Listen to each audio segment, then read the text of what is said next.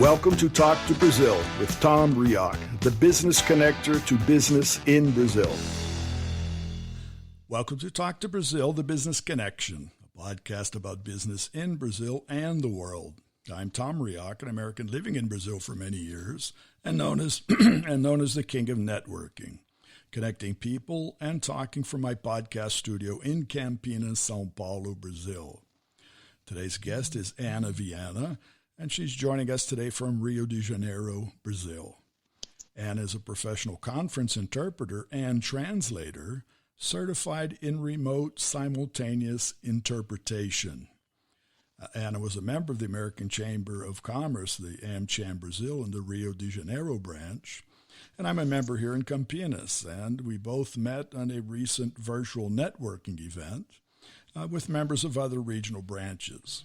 We followed up afterwards, connected on LinkedIn, and Anna also invited me to another networking event in a BNI virtual networking group. So with that, Anna, hello and welcome to Talk to Brazil, the business connection. Hi, Tom. Thank you so much for having me, and hello to all your listeners. It's such a pleasure to be here. This is my first podcast. Isn't that great? Well, that's great. There's always, a first for everything. But as we talked at the both of the networking groups that we took part in, virtual meetings have become a reality. Obviously, virtual meetings existed years ago, but because of the present pandemic situation, that's the way business is right now. But what I found through a number of the people I've been interviewing, and we met because of a virtual occurrence, right? Because otherwise, probably we would not know each other, right? Exactly. So there are advantages. And when we talk about international business and international business opportunities, virtual is the way to go. So what are your tips to foreigners? Because your engagement is with foreign companies wanting to have their exposure in Brazil with Brazilian events. You're constantly translating. You're constantly in virtual events. So what are your tips to foreigners on how to engage with Brazilians? Well, there's so many tips, right, Tom? But I guess, the first one is Brazil is a huge country. We're a continental-sized country. So there are more than one Brazil, I would say. So you have to be mindful of that. You have, people from the south, and they would be, I guess, a bit more, I wouldn't say uptight, but less easygoing as someone from Rio or someone from the Northeast. Mm-hmm. So the first tip I will give you is take into consideration who you're addressing, from what region they are. So mainly what I'm saying is localize. So think about your business and think where you're taking it. Is it in the Northeast? Is it in the North, the South, the Midwest of Brazil? Because then you will know how to better approach these people. Wouldn't you agree? No, I agree, and I would just add on that actually Brazilian businesses and business persons are local. There are many businesses that have a local or regional aspect, and there are very few, comparatively speaking, companies that reach the whole country. So you really do have to localize. You have to see where your fit is. Exactly. And there's so much business to do here. I mean, if you go to the Brazilian Midwest, in Portuguese, it would be the Centro-Oeste region, where you have most of the agribusiness. You have all these family-owned businesses, mm-hmm.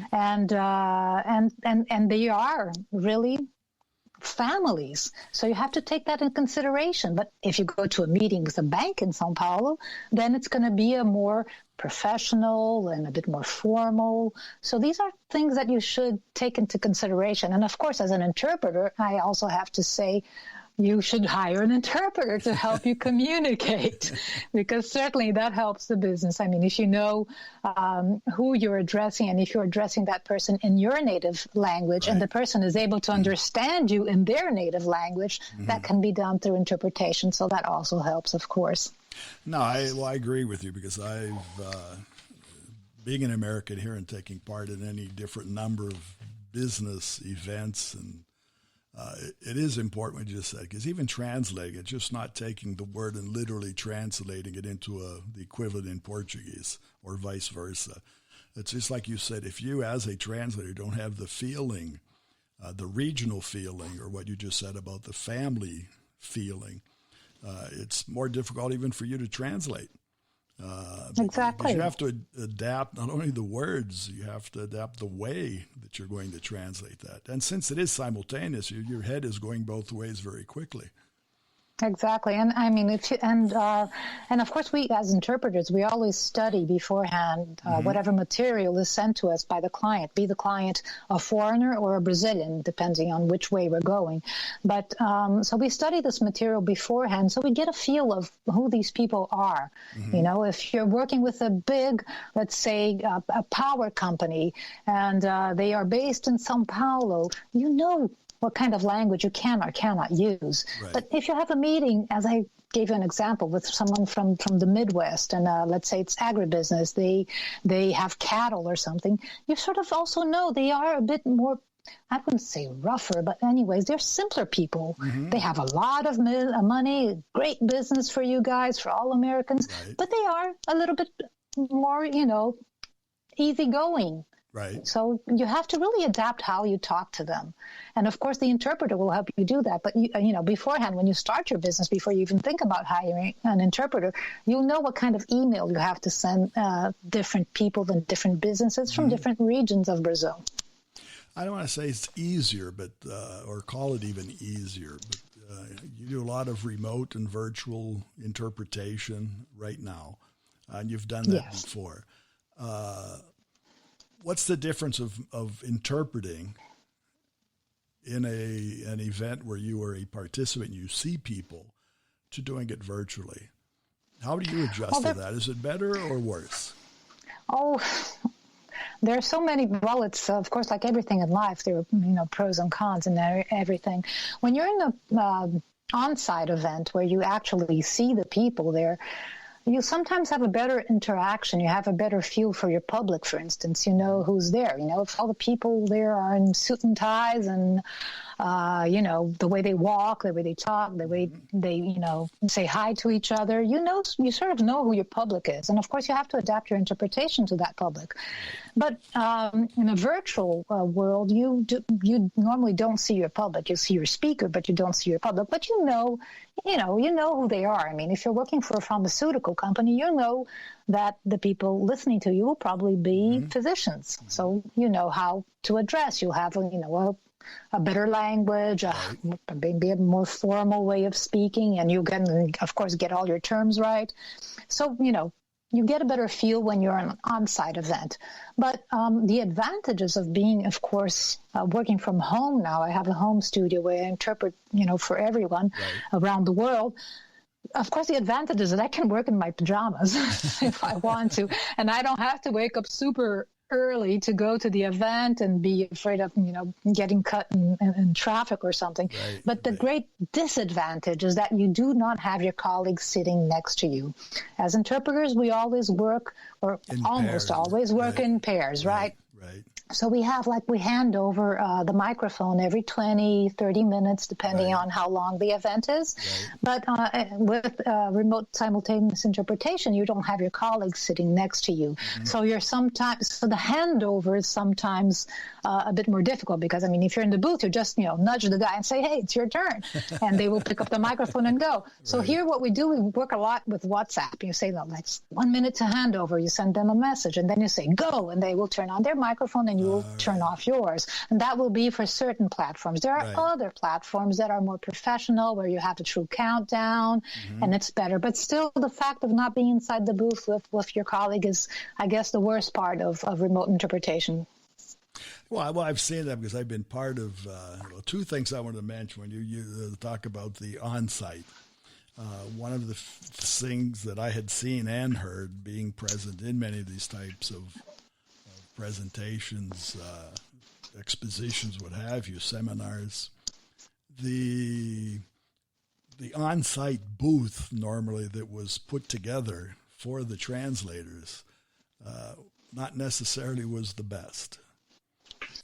Yeah, it's a tiny little thing, isn't it? So for you to be in the midst, you could obviously see everybody, but you could also hear all kinds of ambient sounds and distractions that really, I think, make more difficult your work?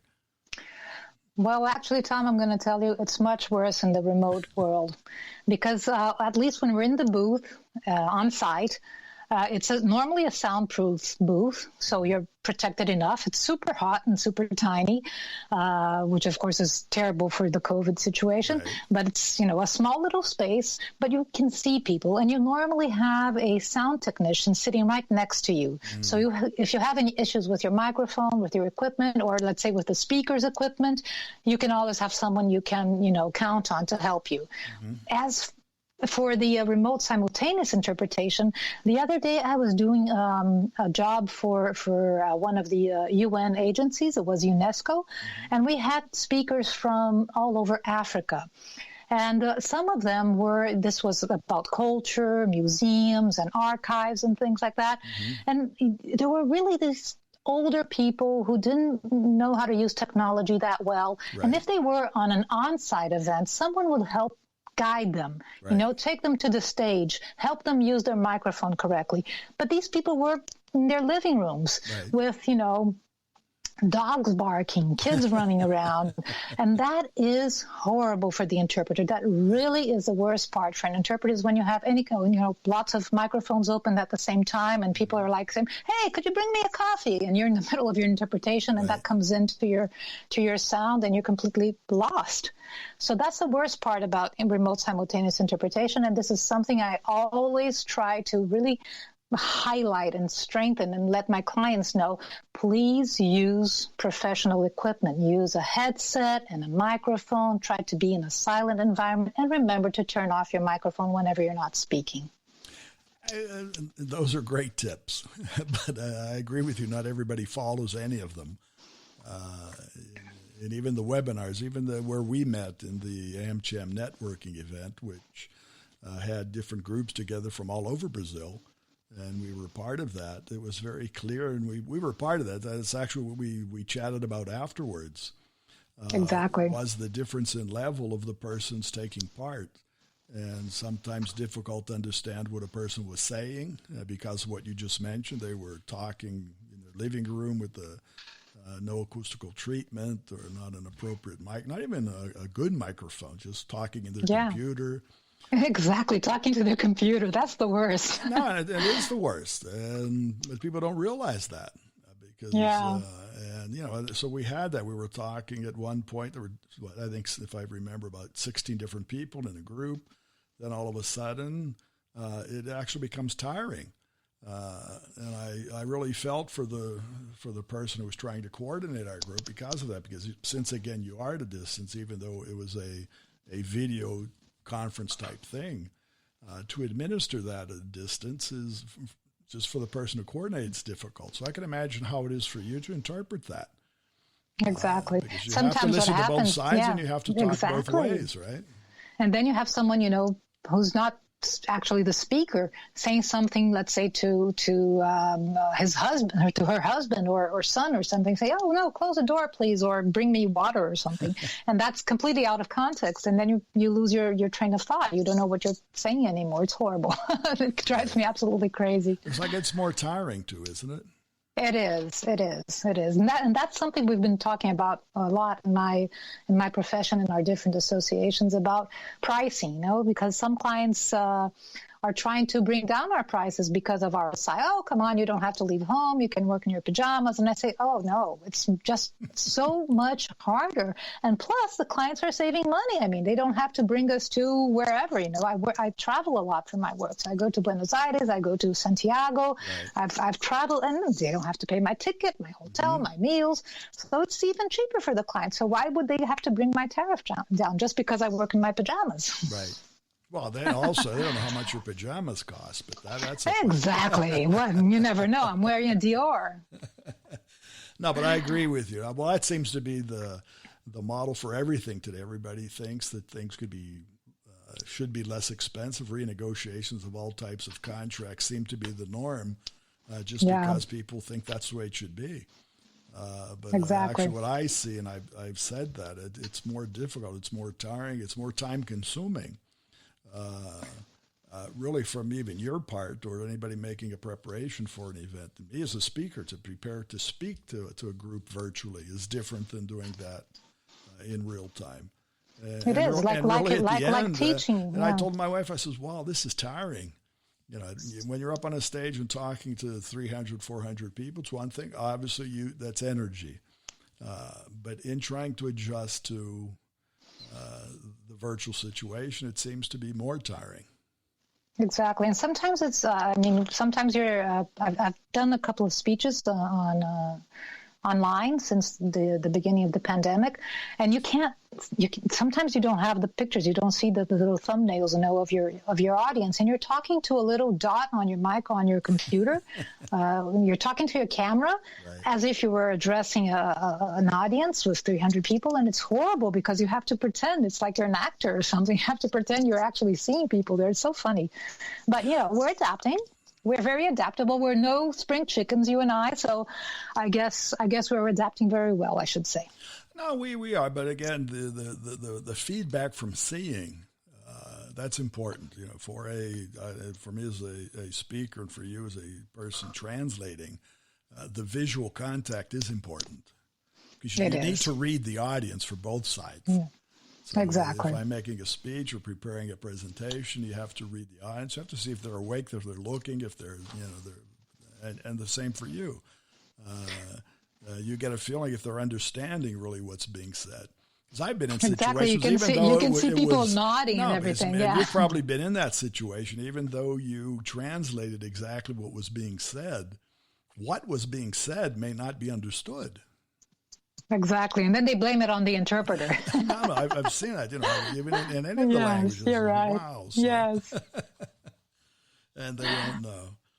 But as you see business in terms of, I don't know if you can weigh this, because obviously we're in the middle of this situation, but you're talking, you're working. There's a demand. So there is business and things are happening and there are opportunities. Yes. So again, it's not that Brazil is stopped. It's adjusting, and life goes on. Exactly. And also now for our Brazilian side, what are your suggestions to Brazilians of how do they get out into the world? How do they show themselves off? Well, the first thing also is the same. I guess the same thing that I said about Brazil applies to the U.S. I mean, the U.S. is huge.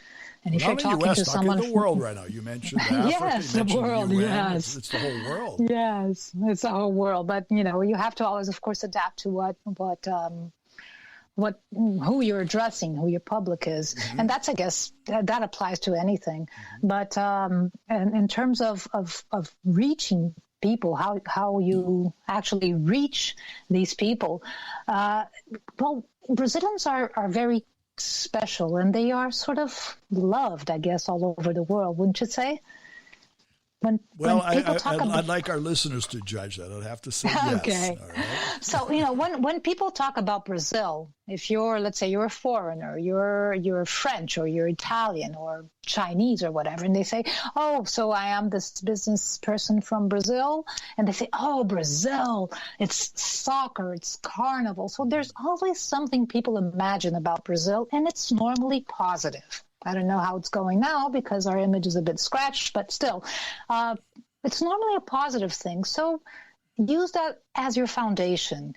Start off knowing that Brazil has a warm and friendly feeling, that nice, warm and fuzzy feeling people have. Mm-hmm. Brazilians normally, bring this out in people. So I guess that's the first thing, be warm, show that you are exactly the image that Brazil is. But still, you can be very professional. It's not just about carnival. It's not just about beaches and beautiful women and this and that. So show that you can be warm and fuzzy and also a great professional. Because Brazil and Brazilians are very inventive. They're very, very dedicated and resilient.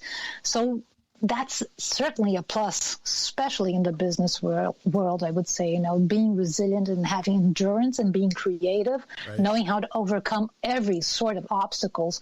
And Brazilians are economists by nature. I mean, we've been through so many currencies and currencies and inflation and everything.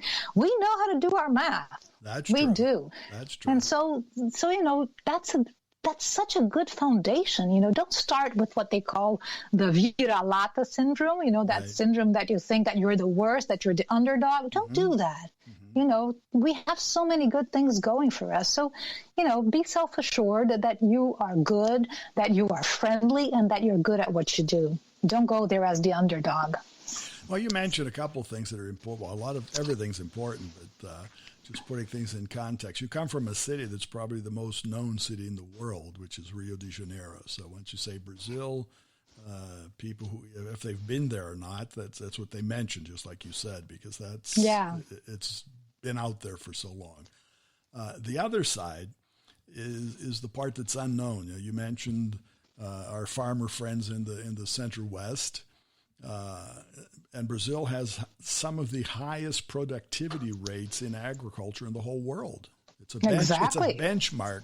It's a country that can have 3 harvests in 1 year, which is sort of unique.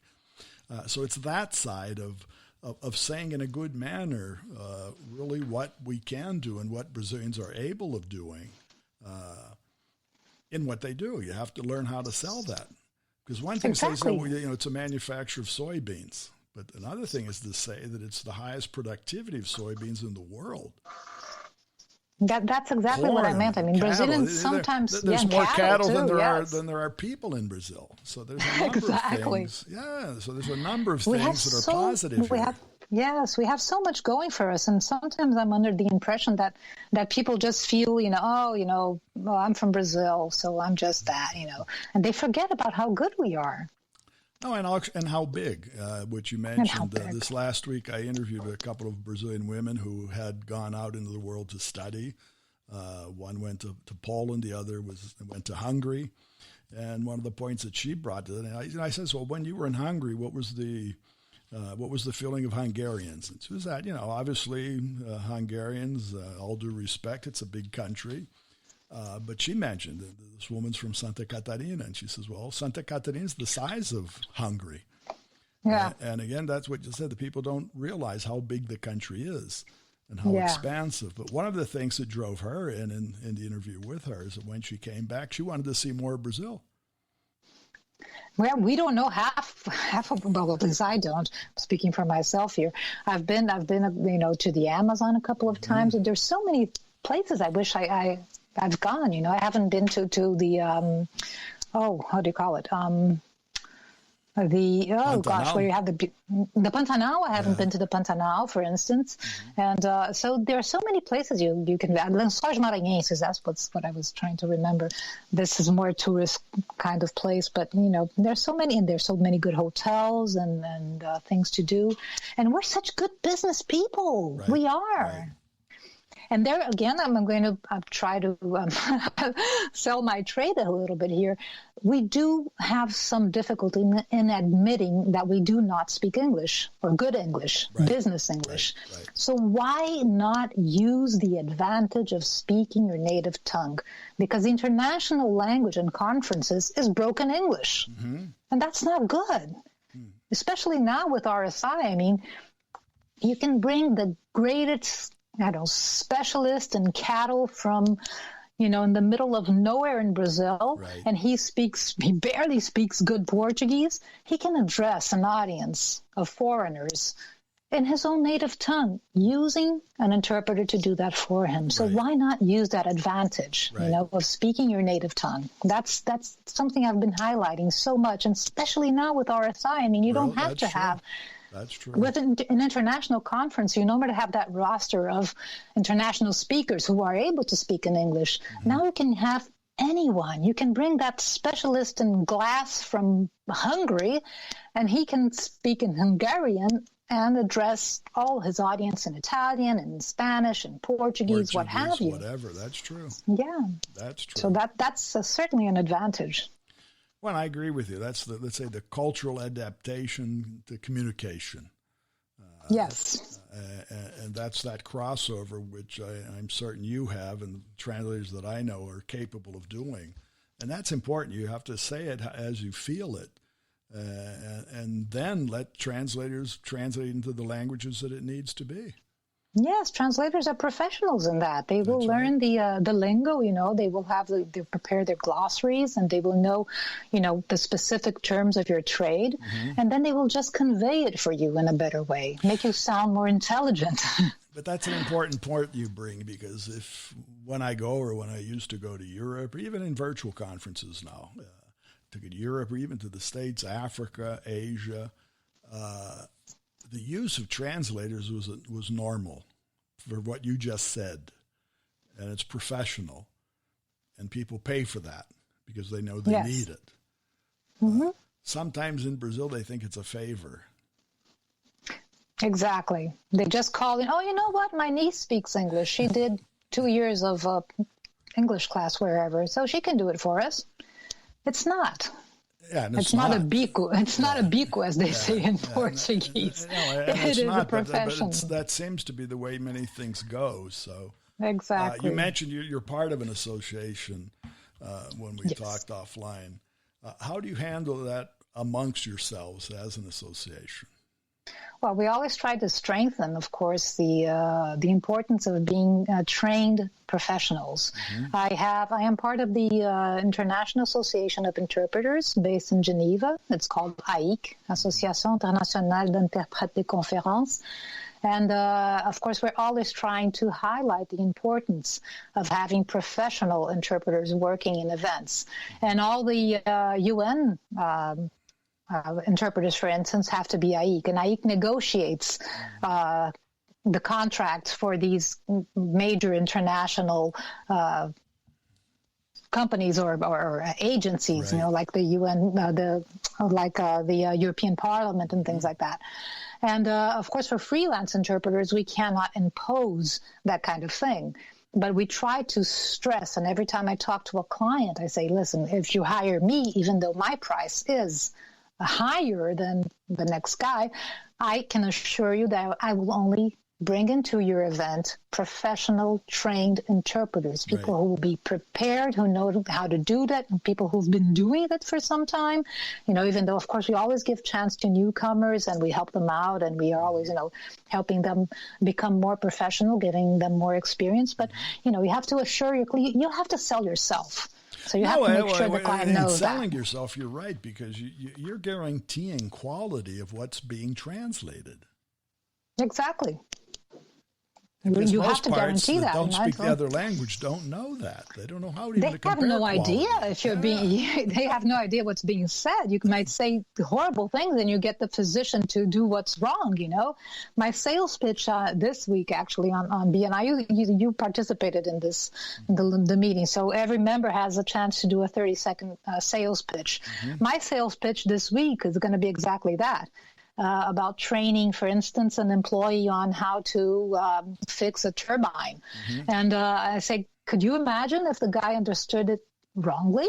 And he, used the wrong screw for the wrong turbine or whatever equipment? Can you imagine the consequences of that? So, always use a professional interpreter, someone who actually convey exactly what is said in one language into the other language. So, well, that's in everything. Someone who's certified in whatever they say they're doing, right? Exactly. And that certification comes from a board that's also capable of certifying. I think that's the essence. Very good. Yep. Well, anyway, so the present is all rosy. The future looks good. No, seriously. I mean, these opportunities are out there. Business is happening. And I see companies on both sides here in Brazil and out in the world are adapting to the reality. And a number of innovative things are happening. Business is changing. Yes, and let me say one thing before we conclude here. One of the professional interpretation platforms out there has been using me a lot more. They said that there is a growing interest in Portuguese interpretation. So that means that lots of foreign companies are now trying to come in to Brazil, and they're using professional platforms and professional interpreters to do that. So that kind of demand is up. That means that Brazil is probably going to come out of this pandemic better. Oh, no. Well, you see, it's one of the focal points for all of the experimentation, development of the vaccines. Exactly. We have I guess, the two going on here, right? We have, unfortunately, you have the know-how for a number of things. So that's, as we talk about agriculture, we talked about other areas, energy, financing that you mentioned, fintech. And I've been working in all these areas, Tom. I was just today looking at my account and the bills I have to pay and seeing what I have already been paid for these services in these past few months. And I have a cattle industry. I have a pharmaceutical industry. I even have the Vatican. So you can see that, people are using more and more interpretation and becoming more interested in Brazil and Brazilian Portuguese interpretation, That's not true. continental. So that true. makes a difference. That makes a difference. And it is different. That's why I even say that to Brazilians on their LinkedIn. I say, go to your LinkedIn and write in Brazilian Portuguese. Exactly. I said, no, but I speak Portuguese. No, you speak Brazilian Portuguese. You speak BRPT. That's it.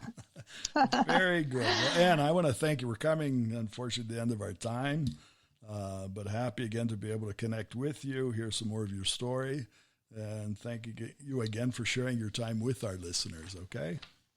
Thank you so much, Tom. It was such a pleasure talking to you.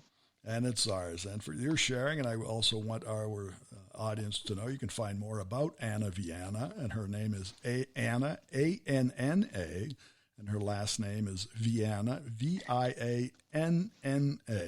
So 2 N's on the Anna, 2 N's on the Vianna, and you'll find Anna Vianna on LinkedIn. Or you can visit our website, talktobrazil.com, and find more about her. All of our previous shows of Talk to Brazil are also available on Spotify, Apple Podcasts, Google Podcast, and YouTube.